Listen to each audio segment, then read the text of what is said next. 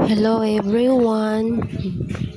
Gusto ko lamang pong i-share yung pagpunta po namin dito nung aking kaibigan sa Padre Pio. Nag-search po kasi kami. Tapos syempre po kasama na po doon ang pamamasyal. Dahil kainitan at tanghaling tapat talaga. Inabot po kami ng ilang oras sa biyahe. Kaya inabot na po kami ng kainitan.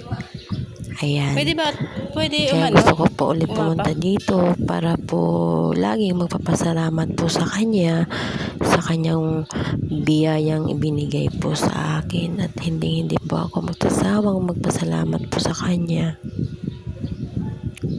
Kasi nung una po, birthday ko po noon, first time kong magsimba dyan, humiling po talaga ako, pero yun lang po yung nag-iisa ko pong kahilingan. Tapos hindi ko po expected na ibibigay niya po agad, kaya talagang yung puso ko, yung isip ko, kahit hindi ako gaanong naniniwala noon, napaniwala po talaga ako ng sobra dahil isang patunay po talaga ang ibinigay niya po sa akin, sa katulad kong alangan ang puso para sa kanya.